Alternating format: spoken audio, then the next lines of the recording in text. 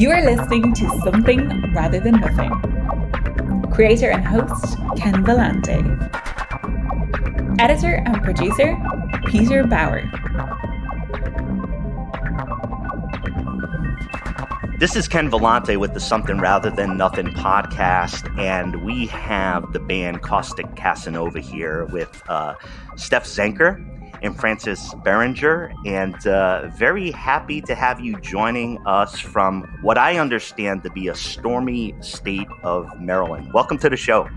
Yes, thank you so much for having us. Yes, thank you for having us.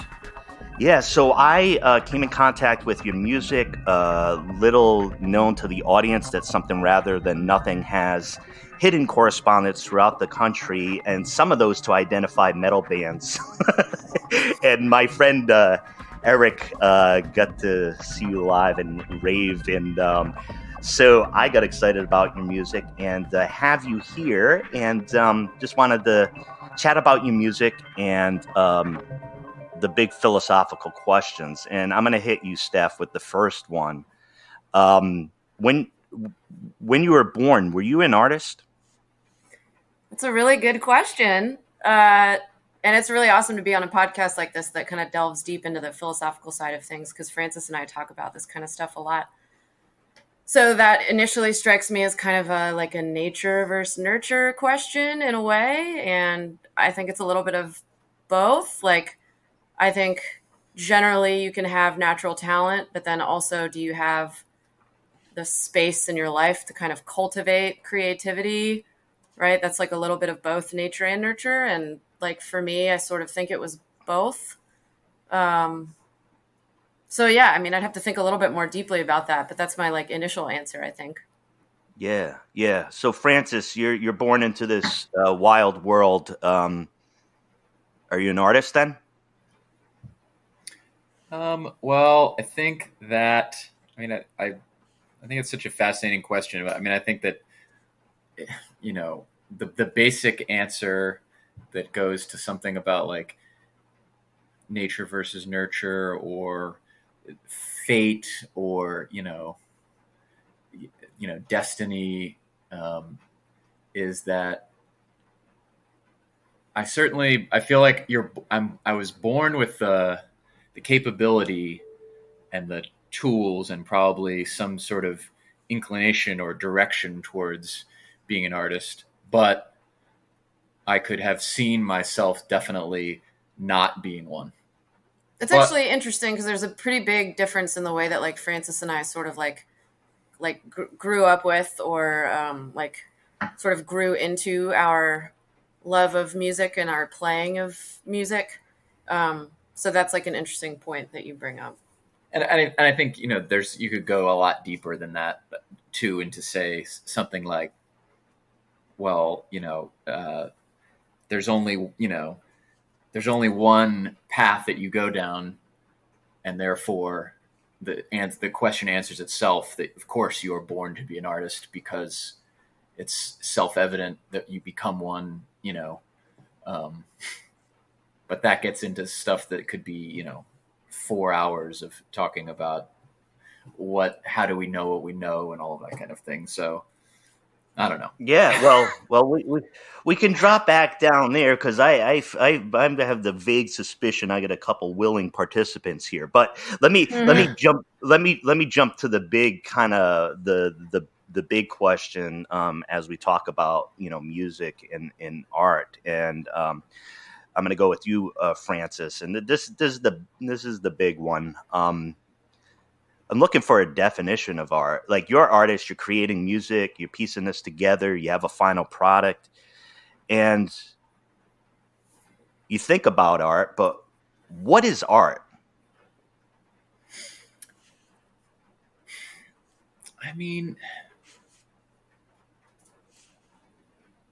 Oh God, that's such a big one. It's almost like it almost seems like it'd be easier to answer the question by negation to say what is not art. I think there are people that say everything or anything is art that you say is art, and I'm not sure that that's necessarily true. Not necessarily don't know that a refrigerator is art. You mean a rotting banana stapled to a wall isn't art? So I don't know, though. I mean, I don't know if if that banana is art. Just, it's almost like the legal definition of pornography. That's like, I know it when I see it, but that's only internal to me. I mean, I think like a really normal, boring, uninteresting, not that deep answer is something that is some sort of creative, intentional process or product or result that fulfills that its creation, and that its creation is self-fulfilling. So to do it is its reward. Is its value is in the making of it, and that's its highest value. Yeah, as opposed to like there can be value in making a door or a table that isn't art, but that's not its highest value. I think intentionality really is a big one. Like, and because art is so subjective, like some people say it's the ultimate form of self-expression, that's like so vague, but I think anything can qualify as art as long as it was intentional. Intended to be art, or like an expression of creativity.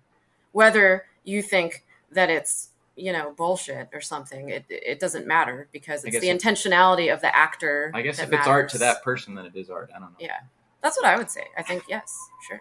Yeah, in these discussions, intention comes up a whole lot. Like, the intention to be creating art. And Francis, that definition, I just had a conversation recently. The pornography definition is one commonly used for art. Like, you have this like a judicial decision that basically says you know it when you see it, and It feels so unsatisfying as an answer, but there's been no better answer. And for some folks, it's art. I've named it as such, and therefore it is. I looked up one of the things I've really become interested in is some of the language around this, and something saying something and nothing, and using this language in philosophy. And I looked up Wittgenstein's comment on art, which meant a lot to me. And he said, "In art, it is hard to say anything as good as saying nothing." So, like, we're in this territory sometimes where it's like, and particularly in that philosophy, is like, there are things you should talk about and there's things you should show. And I think it's like, here it is. Like, I like the Warhol, like what you get away with and what you show as being art. I've just been bumping into those themes, but I want to follow up on art, and you mentioned the intention to create art and to that process and to achieve it. But what's the role of art? I've asked this question through the pandemic and through times great social upheaval, at least how I see it right now. So right now, what is art doing for people? What should it be doing for people? I mean, a lot of different things. For me, it does a lot of different things. It's a distraction, an enjoyment, an emotional escape, a mental escape, a stress reliever in terms of like creating the art, but then also experiencing other people's art. I'd say the same kinds of things. Especially now, too, I think a really important element of it is that it's bringing people together, because everybody's sort of in this pandemic all over the world at the same time together. And so that might inform people's like experiences of what any kind of art might be in a way that strikes them differently than it would have otherwise. That's like, I feel like that came out super vague. But we're talking about the meaning of art, so yeah, the role. What's this, Francis? What you put out a song, or somebody's put out is the role of art different now in our times, or is it, just kind of? I mean, writ large, like I don't think the role of art, like as a blanket statement, really ever changes, because I think it's so, or it's the net it casts should be so vast that it could be, and you're talking about things that are better shown than told, or more impactful, or more meaningful, or more relevant shown than told. I mean, I feel like when we're talking about social and political upheaval, or depression and isolation, and the pandemic and all of those types of things, I mean, I think that the art is so, it seems to me like so self-evidently important to a lot of people, both creators and just consumers of it, but it's so vast. It can be, it could be the way that someone gets into channeling their anger or their emotion, or their the way that they just can't seem to get into a problem, whether it's personal or political or whatever, that they can't get into it in a productive way at all except via that. And then there's the complete other way, there are some people that can't seem to get out of these things, escape them in any meaningful way without art. So, I mean, it's like, it can be the way in and the way out of almost like anything, or nothing in life, or nothing, but I mean, it can be so big in so many different directions for a lot of different people. And I mean, anyone who's had, a particular song or painting or book or whatever hit them in a particular way that just felt right for the time, or perfect for the moment, as a way of, letting the gas out of the bag, or finally focusing on something that had been eluding them. I mean, it's like, it's just, I don't know.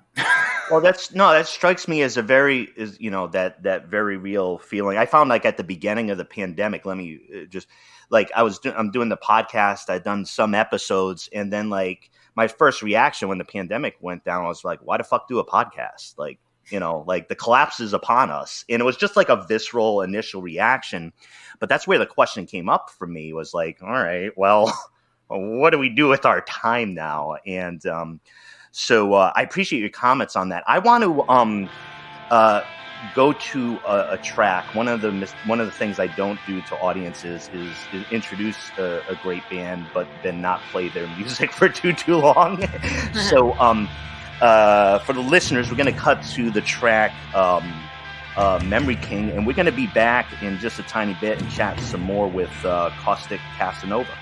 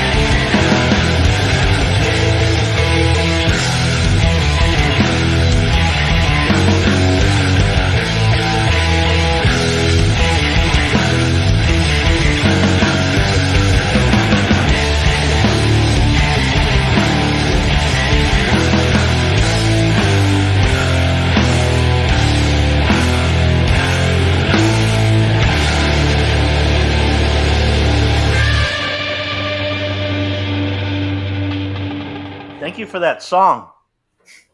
You're welcome. You're welcome for making it. I love that song, and it's metal times for me right now. It feels very, very metal, and so I really appreciate that.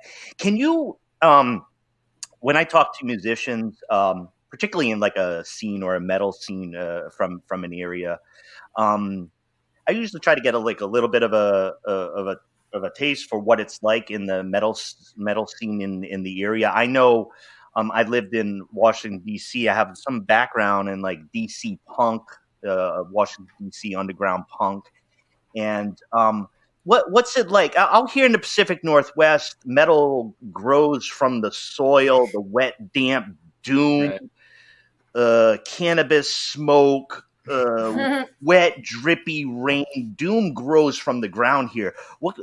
Metal? What's the scene like for you over there?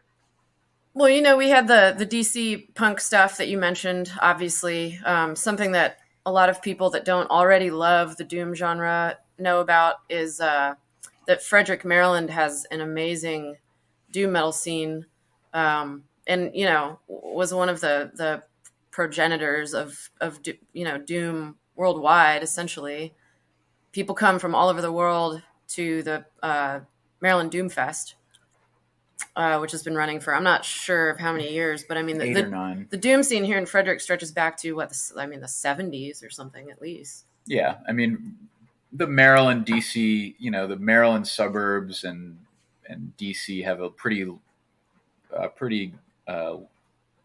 historic connection to a lot of the Black Sabbath influenced music, for lack of a better word, with Pentagram and the Obsessed, and a lot of the bands that sprang from that, who were also all in their own way connected to the DC punk scene. I mean, it was such a small thing, the DC punk scene, when it was starting in the 80s, that it commingled with the metal scene, that especially the Maryland doom metal scene that still exists to this day. And that was part of even what made Fugazi was their them going around saying we love Black Sabbath, and we love Ted Nugent and Aerosmith and stuff, and we're not afraid to take those riffs, and if people are angry, that doesn't sound like Minor Threat,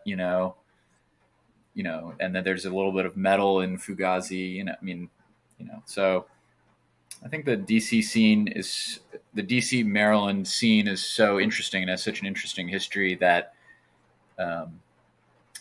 people forget sometimes to go down like a couple levels into the basement and dig. It's even more interesting under the surface, especially with regard to the connections between some stuff that people don't necessarily make, and also just to, I'm sure about how small that group of people was in DC that made it into an internationally known punk rock, capital. This beginning as 35 or 40 people with, we're talking about intentionality and art and making things happen, and by sheer force of will. That never ceases to not inspire me. That never stops inspiring me. Yeah.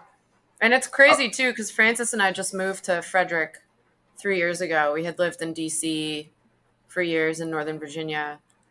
And it's insane how many people in Frederick, including musicians, that aren't like part of the heavy music scene, and the community itself isn't aware of the heavy music legacy of Frederick and Maryland. Nobody that isn't already a fan of metal or doom or heavy music doesn't knows about the festival or this history. I know that it is planned for next year, because I've kept track of the Doom Fest out there in Maryland. I believe that is scheduled for next year. And I actually haven't been to it, but there used to be a very good metal fest in Milwaukee, Wisconsin. over Milwaukee Metal Fest. Yeah, like 3 or 4 days or something. And I remember that because I remember my windshield on my car was smashed apart. It's a true Milwaukee metal scene when that lasted for a few years. But hey, so I wanted to ask a couple more philosophy questions, and this is for each one of you, and you can answer it as a person, as an artist. And we'll start with you, Steph. One of the questions I ask is, what or who made you who you are? Well, aside from the obvious, I don't know.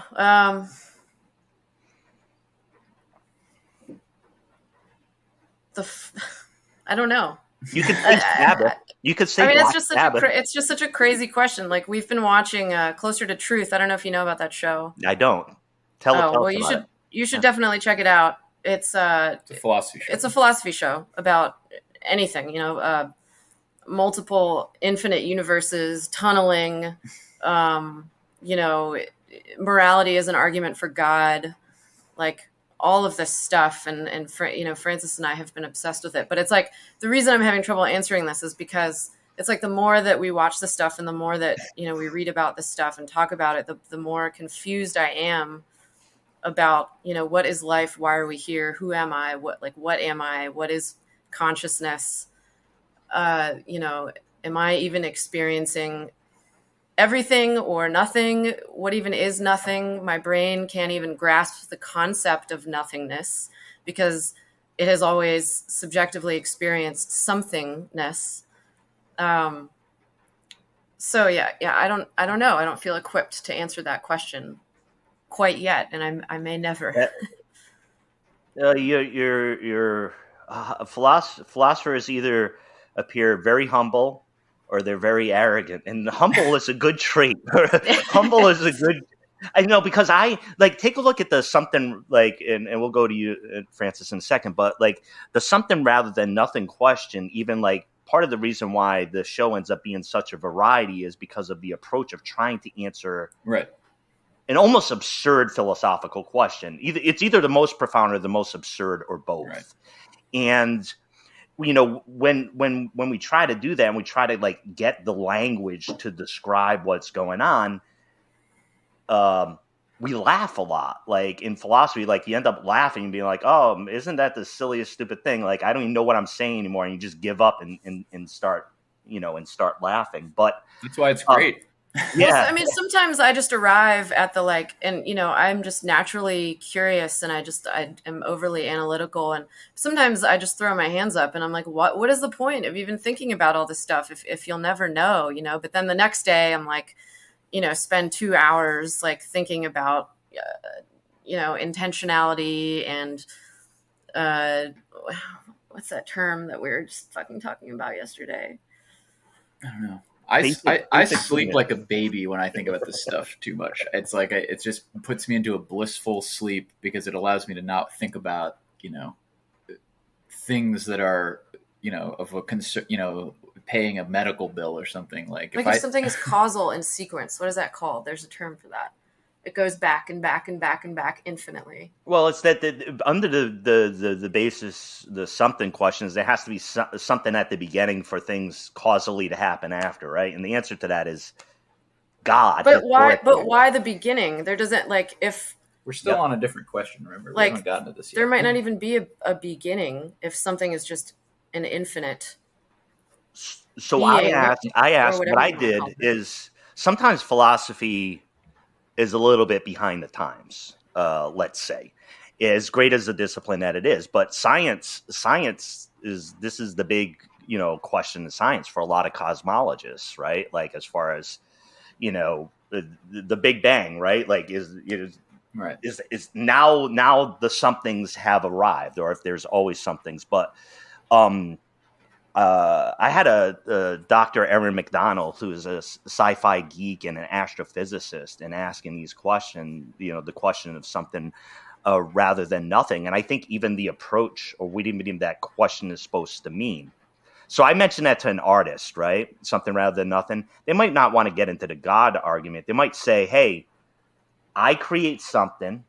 It never existed before. And yes, there's all these pieces and these elements, but this something can only go through my hands, my brain, and this type of thing. So this is the something from the nothing.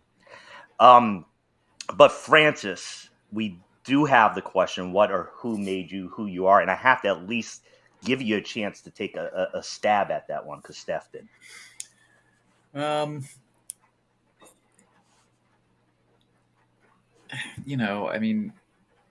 mean, again, like the boring like getting into,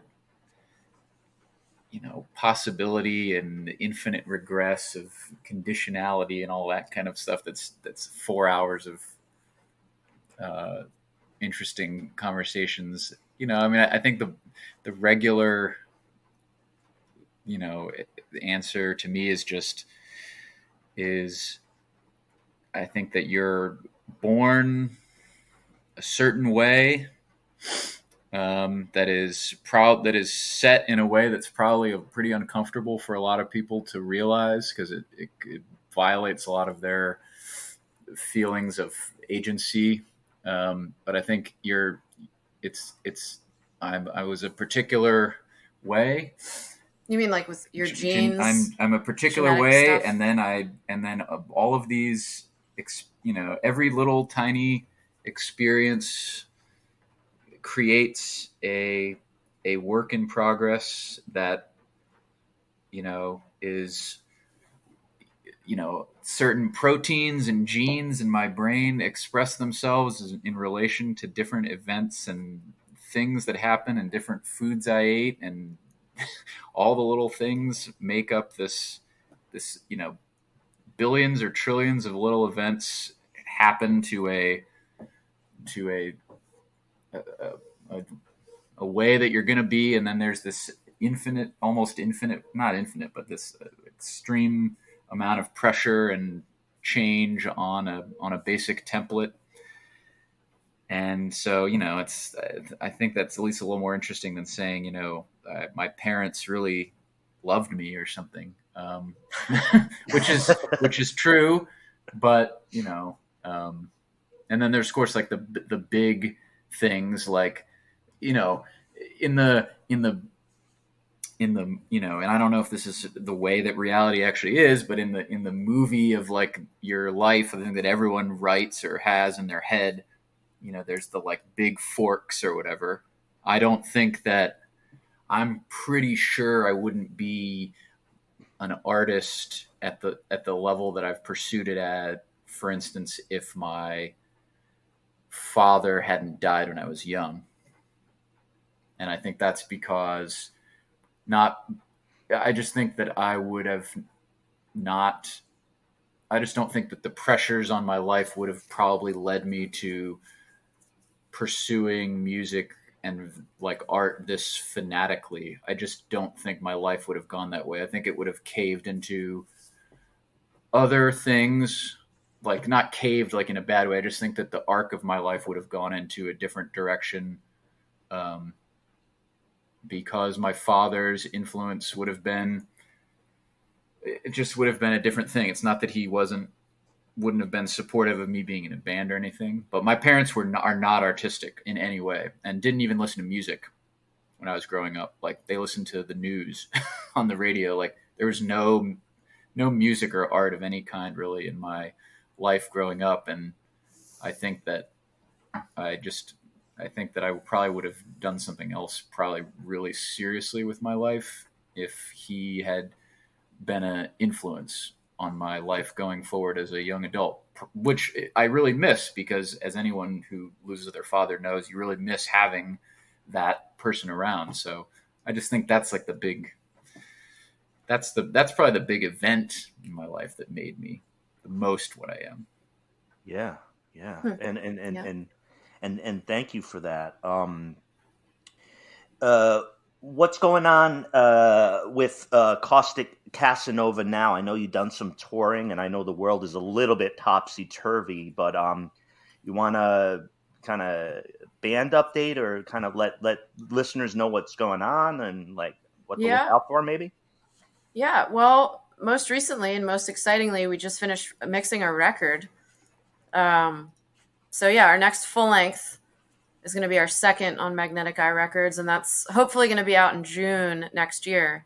But so we just finished mixing that in its entirety, and it's going to be mastered very soon, and then it will be on its way to the queue at the pressing plant, which may take a very, very long time. Yeah. So. Yeah, I mean that's been the focus of a lot of what we've been doing for quite a while, and it's the ambition on this next record is pretty sky high, and it's really it's been putting it together and executing it has been extremely challenging, and we're always trying to reach for that which we can't really do or write music that's a little beyond our capabilities, or arrange stuff that's a little beyond our capabilities. And yeah, it's definitely our most out there record, and we've had to put it together sort of like some of it was put together remotely during the pandemic, like contributing riffs and stuff online, especially with like 2 covers that we can't really talk about yet that we recorded entirely remotely, recorded and fleshed out. They're not on the record. They're not on the record, but yeah. So like that's been a particular challenge. And also this will be the first record to feature both of our guitar players, because we added a guitar player, Jake Kimberly, in 2019. And so you're definitely going to hear that influence on the record. And yeah, we're really excited. It's got a 22-minute song on it. All right. I love that ride. The episode coming on with Tauben or Not. I think we had a 15-minute song at the end, and if you go back into the archives, editor and producer Peter Bauer with his band Blazar, there's got to be a 16 to 17-minute outro track on that one. So his band is called Blazar. Blazar, Blazar, and I'm Bandcamp too. And it's interesting because in my estimation, it's been Peter's a good friend of mine, but it's really been good for him because him and the guys that are playing have come into contact with a lot of music that I listen to, a lot of metal that I listen to, and they're kind of like, oh, I didn't realize all this stuff was like floating out there. So, and you get on Bandcamp and you start to disappear into Polish doom, and you're not going to come out for 6 weeks. Yeah, we've definitely gone down those rabbit holes. I mean, there are just. I almost like restrict myself to not doing it because like if you go in a Bandcamp hole and you're just really in a mood to listen to music and have a glass of wine or something, I mean you could just, I mean I found a playlist, I found like just black metal bands that just do concept albums about World War I. I mean there's a lot of just that, like this band from Calgary only writes about the European theater only writes about the war in Belgium, like the stuff is just, the variety is like, it's almost too much. It almost makes you, as an artist, sometimes it's like, oh my God, there's so much amazing stuff out there. And there's so much that you can't believe more people don't know about. Sometimes it's depressing. That's why it really annoys me when people say, because I overhear people saying like, there's no good music around anymore. They think that the music is what's on the radio, but it's like, my answer to that is like, I guarantee you're not digging. You're not trying to find it. Because if you were, there's no way that you would be saying this, regardless of what kind of music you're into. I'm not just talking about metal. I really agree with that. You know what, I find that too, where there's scenes and things are going on, and the varieties of music once you go belay or whatever you're being fed is seemingly endless, and that's what we're talking about. But I also find like within the culture, I do a lot of stuff. I'm a big comic book and graphic novel person, and I have artists and guests on, and there is so much going on in the storytelling, the art, edginess, issues that don't show up in popular culture for a few years. But if you're in some of these cultures, you're reading about it, like, this stuff's out there. These issues are being talked about. There are different type of creators and persons of color and different artists from different countries. And you just got to go looking for it a little bit, because there's a whole lot. And I think metal's like that. I think music and Bandcamp's such a great way for folks to connect to all those things. I want to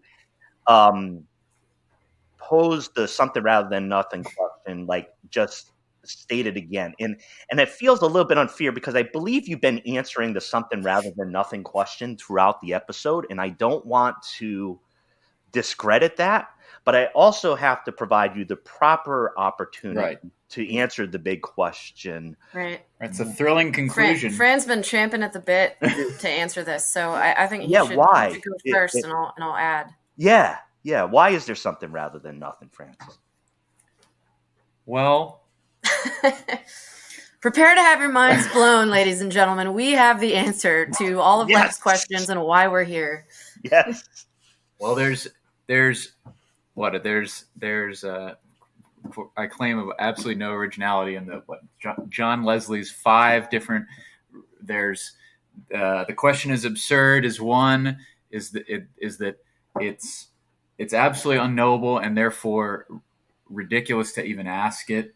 There's the argument from chance that the world that the reality, has to be some way, and this is it because chance fixed it that way. There's that, something rather than nothing because of value or or like principles or mathematics or something make it that way, or like consciousness, mind, God, or something is the ultimate ground of being is the fifth one.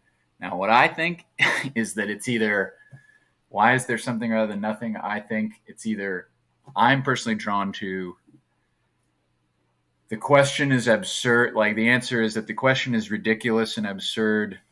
Not like, oh, it's ridiculous for him to ask it, but that it's like, once you start teasing it apart, it becomes ridiculous because our brains are not really even well equipped to handle numbers over like 1,000, much less the concept of like infinity, much less the concept of actual nothing. And that whenever we are thinking about something from nothing, we're really thinking about something from something, and that our conception of nothing is a something. We can't really think of nothing. Because like when you think of nothing, you're thinking of like black outer space, or like that's what I think of when I think of nothing. I think of the color black and I think of outer space, but that's not nothing. That's like there's a mathematical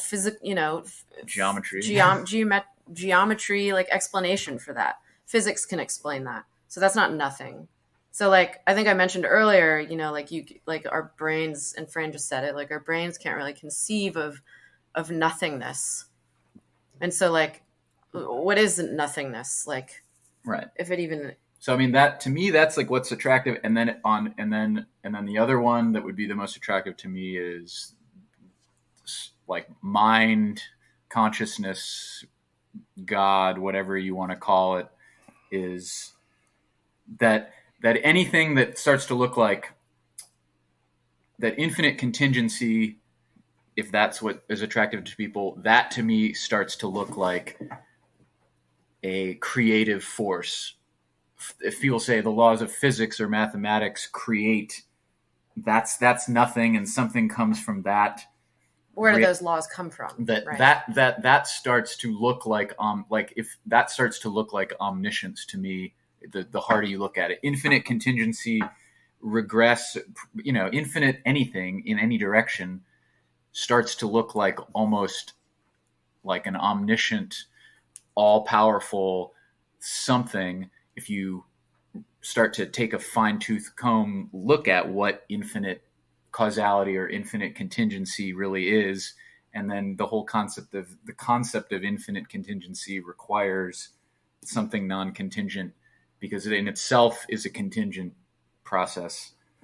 Yeah, anyway, that's to me it's either the absurdity, it's an absurd question, or to me the concept of infinite contingency starts to look something like an infinite supreme power of some kind, perhaps unknowable, but well, I think it has to be something like outside of time and space. Yeah. And then so I would tend to agree with Fran, and then I was raised Catholic. I don't consider myself religious. But I do think, like he said, everything is pointing me in the direction of supporting like some sort of just infinite being that's just there, that always has been there. But I don't necessarily think of that as God.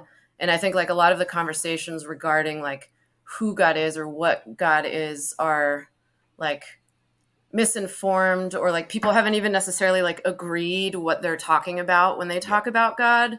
And that's not an original like idea of mine. I'm in the middle of reading a book called The Experience of God by David Bentley Hart. The Experience of God, Being, Consciousness, Bliss. And again, it's not because I'm religious or anything. It's just like because I want to know more, and I'm just so curious about this. And he's been a guest on that podcast or that show that we mentioned. And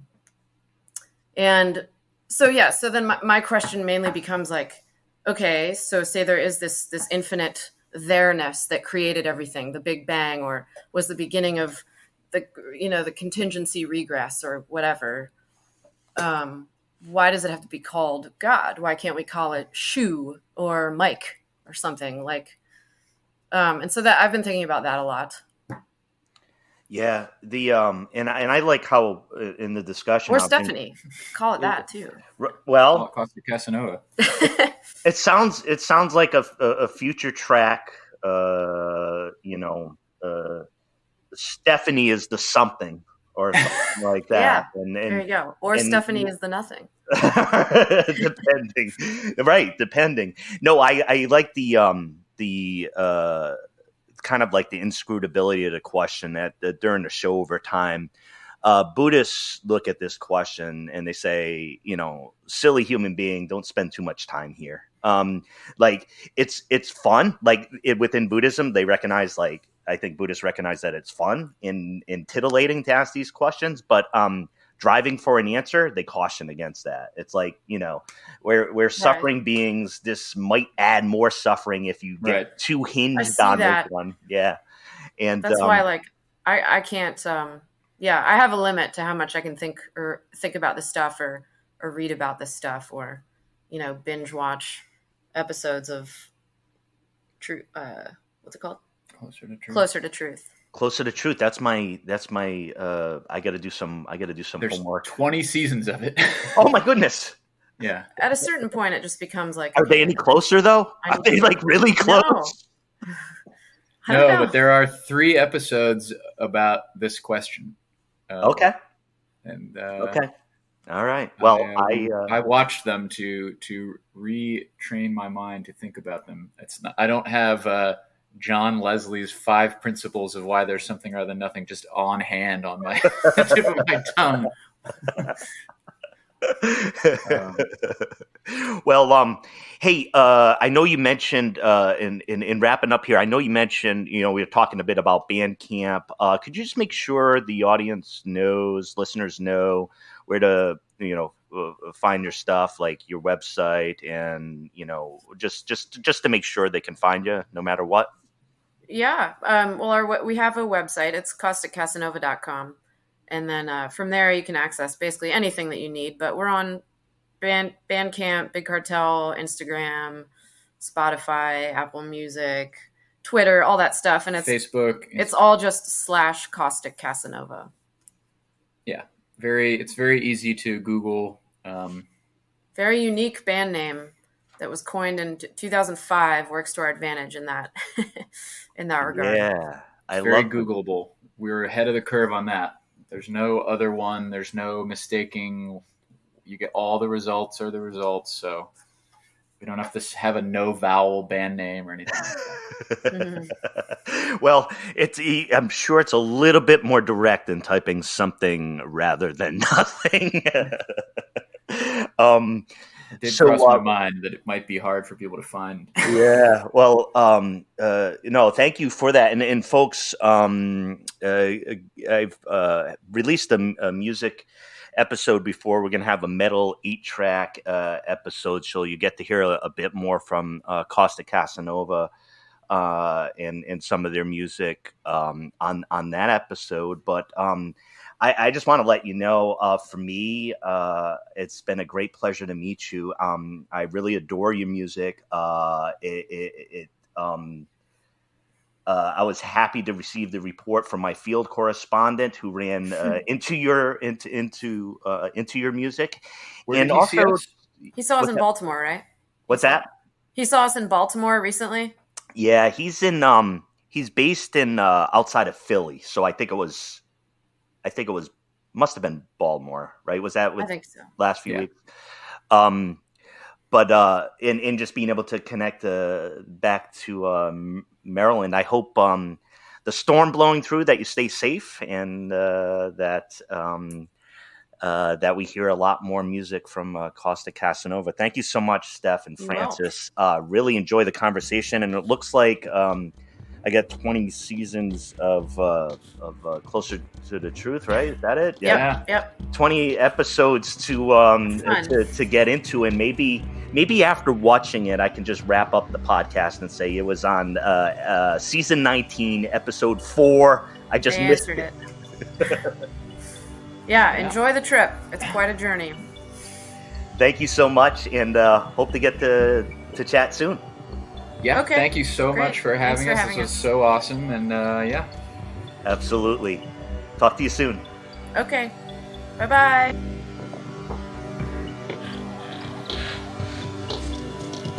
This is Something Rather Than Nothing,